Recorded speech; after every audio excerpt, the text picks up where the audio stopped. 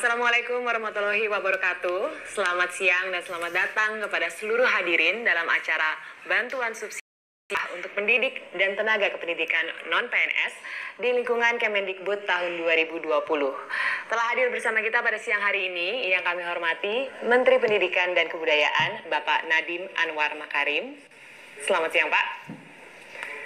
Dan jadi bantuan subsidi upah untuk siang Bu. Baik, kita lanjutkan acara kita. Ada bantuan subsidi upah untuk pendidik dan tenaga kependidikan. Ini adalah wujud hadirnya negara untuk ringankan beban untuk pendidik dan tenaga kependidikan non-PNS yang terdampak pandemi COVID-19 agar semangat mencerdaskan bangsa senantiasa menyala. Jadi tanpa berlama-lama, berikutnya kita akan mengetahui lebih dalam lagi tentang bantuan subsidi upah untuk pendidik dan juga tenaga kependidikan non-PNS di lingkungan Kemendikbud di tahun 2020 ini. Untuk itu kami mengundang Menteri Pendidikan dan Kebudayaan untuk memberikan paparannya langsung kepada yang terhormat Pak Nadiem Anwar Makarim. Waktu dan tempat kami persilahkan.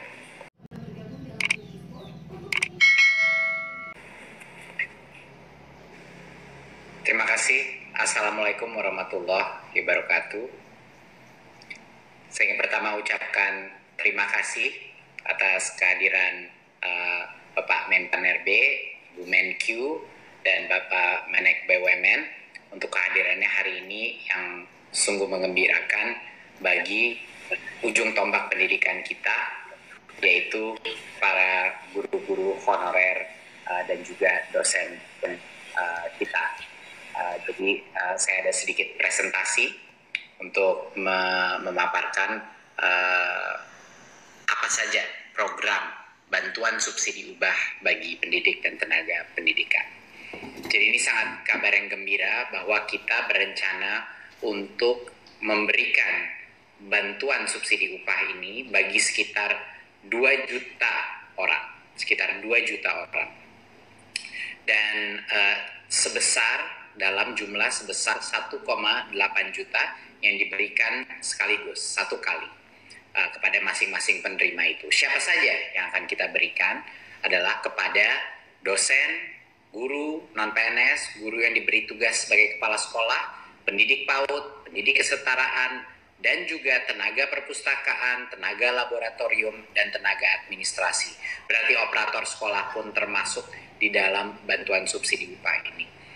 Kami mensasar total sekitar 2 juta orang, lebih dari 2 juta orang, 162.000 dosen dari PTN dan PTS, dan 1,6 juta, sedikit lebih dari 1,6 juta guru dan pendidik non-PNS pada satuan pendidikan negeri dan juga swasta. Jadi banyak yang menanyakan kami juga apakah ini termasuk swasta. Jawabannya adalah iya, karena guru-guru kita ada di sekolah-sekolah swasta dan mereka pun berhak mendapatkan bantuan dari pemerintah. Dan 237.000 sekitar tenaga perpustakaan, operator, tenaga laboratorium, dan tenaga administrasi tidak bisa di-exclude daripada bantuan ini.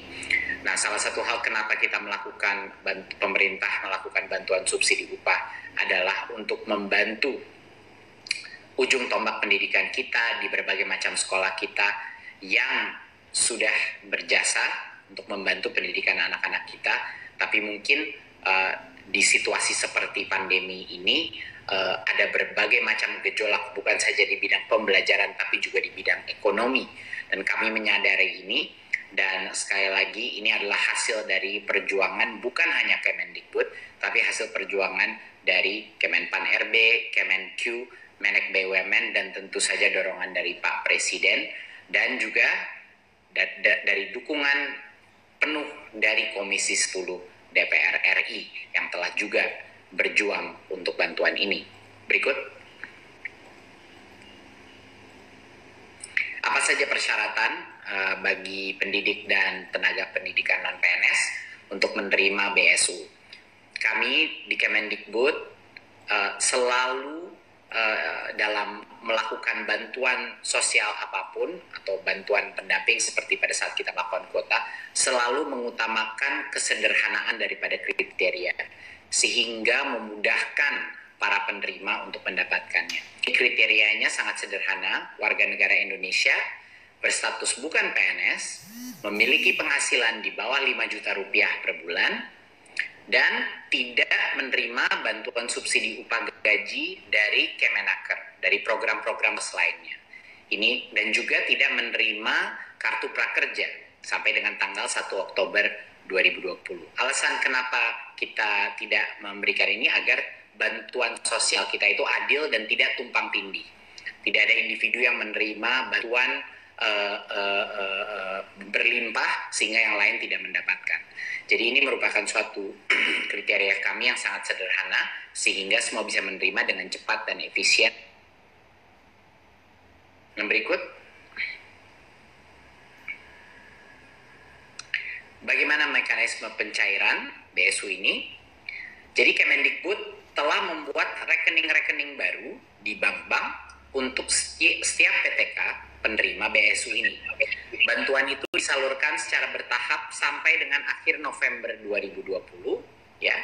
Dan bagi para guru-guru dan dosen bisa mengakses infonya di info.gtk.kemdikbud.go.id, ya, bisa mengakses di mana rekening mereka, apa persyaratan yang belum dipenuhi, atau untuk yang perguruan tinggi di pangkalan data Dikti, pddikti.kemdikbud.go.id, untuk menemukan informasi terkait status pencairan dan lain-lain, rekening bank masing-masing dan lokasi bank cabang.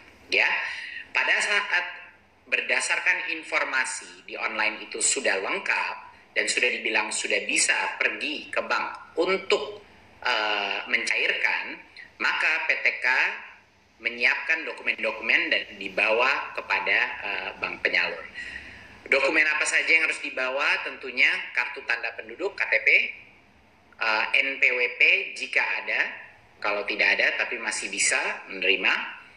Ada surat keputusan penerima BSU yang dapat langsung diunduh dari website GTK dan PD Dikti, ya, surat keputusan itu, dan juga surat pernyataan tanggung jawab mutlak SPTJM yang diunduh juga dari pada website GTK dan PD Dikti. Dan ini yang kedua, SPTJM ini harus di-print dan ditandatangani dengan materai.